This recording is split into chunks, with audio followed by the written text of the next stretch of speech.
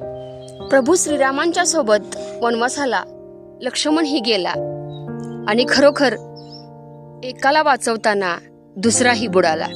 आणि असंच काहीतरी घडलं काल पाटण तालुक्यातील गाडोकोप या ठिकाणी.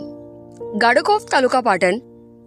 गाडोकोप येथील कोयना नदीच्या पात्रात बुडून मृत्यू झालेल्या दोन्ही चिमुरड्यांचे मृतदेह शोधण्यात यश आले.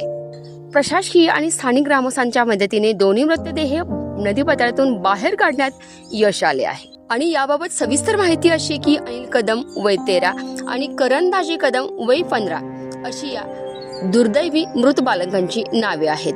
नदीपात्रातून मृतदेह बाहेर काढल्यानंतर ते पुढील कायदेशीर प्रक्रिया आणि शवविच्छेदनासाठी तातडीने पाटण येथील शासकीय रुग्णालयात पाठवण्यात आले आहेत.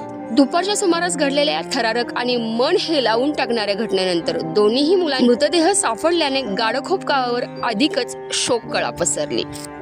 उन्हाळी सुट्टी अजून संपलेली नाही, शाळा सुरू अजून झालेल्या नाहीत आणि खरंच याच निमित्ताने दुपारच्या वेळी खेळायला गेलेली आणि घरातून गुपचूप पोहायला गेलेली ही दोन्ही लाडकी मुले आता घरी कधीच परतणार नाहीत. आणि याच कल्पनेने त्यांच्या आईवडिलांनी आणि नातेवाईकांनी शासकीय रुग्णालयाच्या परिसरात केलेला आक्रोश उपस्थितांचे काळीच पिवटून टाकणारा होता.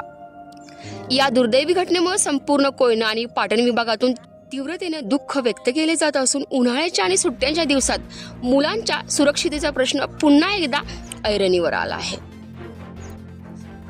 आणि खरोखर सतर्क इंडियाच्या संपूर्ण प्रेक्षकांना सतर्क इंडियाचे मुख्य संपादक श्री विराट सुरेखा अशोक कदम यांचे विनंतीपूर्वक आव्हान आहे की उन्हाळ्यात सुट्टी अजून संपलेल्या नाहीत. सर्वांनी पोहण्याचा आनंद घ्या, खेळा, बागडा, परंतु सतर्क राहा, सावध राहा, सुरक्षित राहा. पाहत राहा सतर्क इंडिया न्यूज, प्रत्येक पाऊल दक्षतेचंच.